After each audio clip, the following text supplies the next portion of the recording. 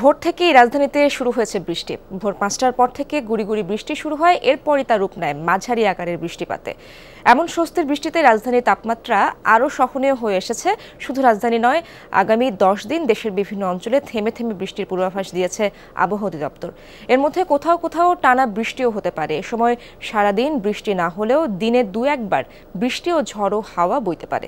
কোথাও কোথাও বজ্রবৃষ্টি বা শিলাবৃষ্টিরও আভাস দিয়েছে আবহাওয়া অধিদপ্তর। পাশাপাশি বজ্রপাতের সময় বাইরে বের হতে না হওয়ার পরামর্শ দিয়েছেন তারা। গরমের সন্ধ্যে প্রচুর গরম লাগছে, এখন ওই হিসাবে ভালোই লাগে এখন বৃষ্টির জন্য। আল্লাহর রহমত আমাদের উপর বর্ষণ করছে, তাই আজকে আমরা ভালো আছি ইনশাল্লাহ। মানুষ কোটি কোটি টাকা খরচ করে এসি মেসি লাগায় এক আন্ডারের মধ্যে থাকে। আল্লাহর রহমতে এক সেকেন্ডের মধ্যে আল্লাহ কলিজা ঠান্ডা করে আলাইছে। দর্শক, বৃষ্টির আরো খবরাখবর জানবো। সহকর্মী রাব্বি সিদ্দিকী আমার সাথে যোগ দিচ্ছেন বাংলা মোটর থেকে। রাব্বি, সকালেই তো বৃষ্টি শুরু হয়েছে, আজ সারাদিন কি আর বৃষ্টিপাতের কোনো সম্ভাবনা আছে কিনা? আবহাওয়া অফিস কি বলছে?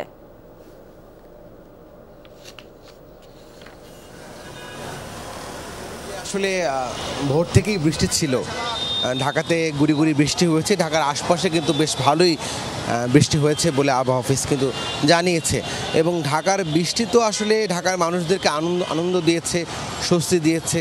তাপমাত্রা কমে গেছে এবং এই তাপমাত্রায় আসলে চলাফেরা করতে যারা বের হয়েছেন বা বের হতে হচ্ছে যাদের, তারা খুব বেশ স্বাচ্ছন্দ্যেই চলাফেরা করছেন, কোনো ভোগান্তি নেই।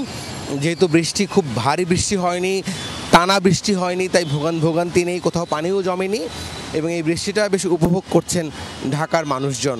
এবং আবহাওয়া অফিস বলছে যে সারাদিনই এরকম থেমে থেমে বৃষ্টি হবে, ঢাকাতে বৃষ্টিপাত আরও বাড়বে এবং সেটি আরও কয়েকদিন চলতে থাকবে। এবং সেই বৃষ্টি কিন্তু এরকম গুড়ি গুড়ি বৃষ্টি কিন্তু ঢাকায় হবে। ঢাকায় খুব ভারী বৃষ্টির পূর্বাভাস কিন্তু আবহাওয়া অফিস দেয়নি।